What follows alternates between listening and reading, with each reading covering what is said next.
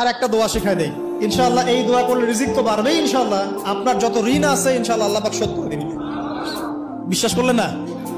এই দোয়া শিখাই দিচ্ছি, এই জন্য আমাকে হাদিয়া দেওয়া দরকার, স্পেশালি আমাকে এখন হাদিয়া দেওয়া দরকার। গুরুত্বপূর্ণ দোয়া শিখাই দিচ্ছি। আলী রাদিয়াল্লাহু আনহু বলেছেন, কোন ব্যক্তির যদি পাহাড়ের সমানও ঋণ থাকে, এই দোয়া যদি আমল করে আল্লাহ পাক ওই ঋণও শোধ করে দিবেন ইনশাআল্লাহ। ঋণ কেমন জানেন? ওই যে এখন মানুষ ঋণ নিচ্ছে 1 কোটি টাকা ব্যাংক থেকে, 2 কোটি টাকা ব্যাংক থেকে, হ্যাঁ, কত বছর, 10 বছরের জন্য, 20 বছরের জন্য বাড়ি করছে, তাই না? তার ধারণা এমন যে সে মারা গেলে তার ঋণটা কেউ না কেউ শোধ করে দিবেই দিবে, তাই তো?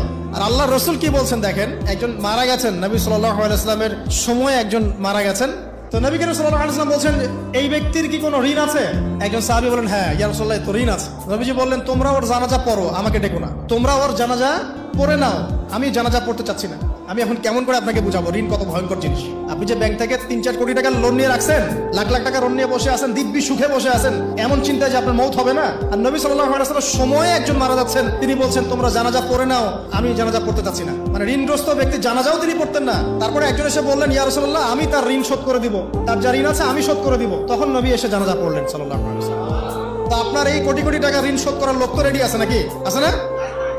সমস্যা নেই, আপনার জানাজা পড়া হবে, আপনার মিলাদও হবে, আপনার একটা বড়সড় দোয়াও হবে ইনশাআল্লাহ। কিন্তু আল্লাহ পাক বলেছেন, শহীদ, আল্লাহর পথে যুদ্ধ করে শহীদ হয়েছে, এই ব্যক্তির আত্মাও ঝুলে থাকে যতক্ষণ পর্যন্ত না তার ঋণটা শোধ করা হয়।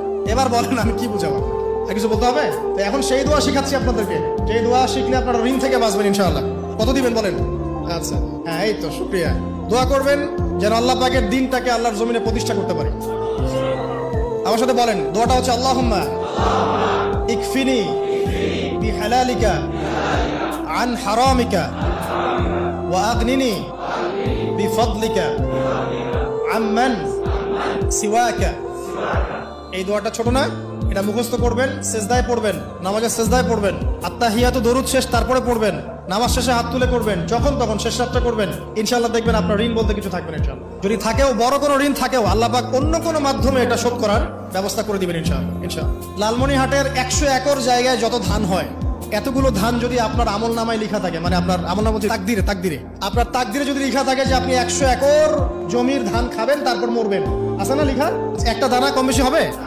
আপনি যদি আল্লাহর প্রতি তাওয়াক্কুলি করেন, তাহলে আপনি আল্লাহর পথে থাকবেন, বিশ্বাস করবেন যে আল্লাহ পাক যেটা লিখে রাখছে আমার তাকদিরে রিজিক, এর একটা দানা রেখেও আমি পৃথিবী থেকে যাব না, সিম্পল। তখন আপনার অন্য পথে যাওয়ার কোনো কারণ নাই। আর যখন আপনি বিশ্বাস করবেন না, না এটা আমার হাতে, আমি যত পরিশ্রম করব তত রিজিক বাড়বে, আমি যত ঘুষ নিব তত বাড়বে, যত সুদ খাবো তত বাড়বে, যত দুর্নীতি করবো তত বাড়বে, তখন তো রিজিকের এই পুরো দায়িত্বটা আল্লাহ পাক আপনার হাতে ছেড়ে দিবেন। আল্লাহ পাক আপনাকে কোনো বারাকা দিবেন না। ইয়ামহাকুল্লাহু রিবা ওয়া ইউরবিস সাদাকা। সদকা করলে সম্পদ বৃদ্ধি পায়, আর রিবার মধ্য দিয়ে সম্পদ ধ্বংস হয়ে যায়।